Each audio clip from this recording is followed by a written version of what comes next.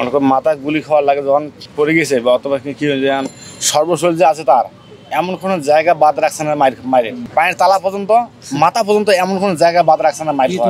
ওই ঢাকা মেডিকেল, কারণ ওইখানে আমাদের সাথেও ছিল, হঠাৎ করে ও নাই, পরে ঢাকা মেডিকেলে আইসা দেখি যে ও ওইখানে পড়ে আছে। এক সপ্তাহ পর পাচ্ছি খবরটা আমি, তাদের যে বন্ধু বান্ধবগুলো আছে তারা আমার নাম্বার কীভাবে ম্যানেজ করছে তারা বলতে পারবে, আমি নাম্বার তাদের দিছি না। কিন্তু এক সপ্তাহ পরে আমি সময় পরে আমি চলে যাচ্ছি ঢাকা মেডিকেলে। অবস্থা তো খুব দ্রুত অবস্থা ছিল, জ্ঞান ছিল না না না জ্ঞান ফেরছে না, ওইভাবে মারা গেছে।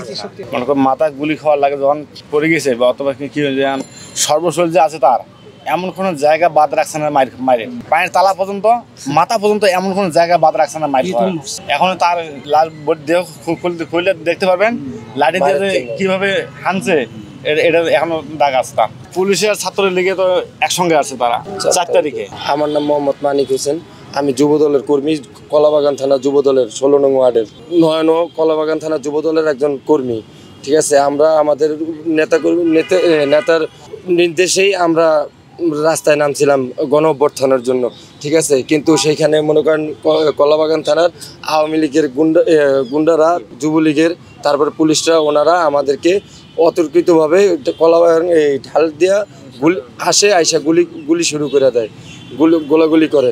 তখন আমাদেরকে এমনভাবে গুলি করতেছে, আমাদের আরও একটা লোকের এই তলপেটে গুলি লাগে। পরে ওর যখন গুলি লাগে তখন আমরা বাংলা মোটর মোচরের দিকে দৌড়ে চলে যাই। ঠিক আছে, তারপরে নয়নের কথা আর আমরা বলতে পারতেছিলাম না। পরে পরে আমরা খোঁজ করতেছি নয়ন কই।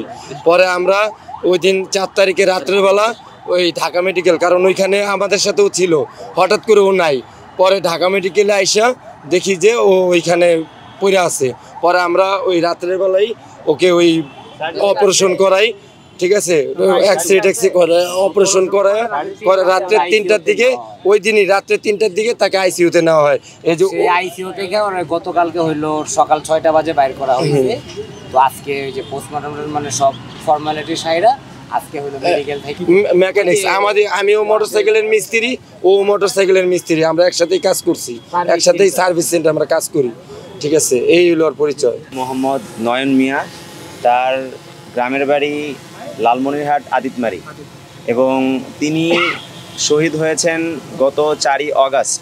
আপনারা জানেন যে আমরা আগস্টের 3 তারিখে যখন এক দফার ঘোষণা দেই তখন 4 তারিখ আমাদের অসহযোগ আন্দোলন ছিল, এবং অসহযোগ আন্দোলন সহ আমরা সারা দেশে বিক্ষোভ সমাবেশের ডাক দিয়েছিলাম। তারই প্রেক্ষিতে আমাদের নয়ন ভাই তিনি বাংলা মোটর সংলগ্ন এলাকায় অবস্থান করছিলেন, এবং সেখানে একটি পর্যায়ে দুপুর 2টার দিকে যখন পুলিশ গুলি বর্ষণ করে সেখানে তিনি গুলিবিদ্ধ হন।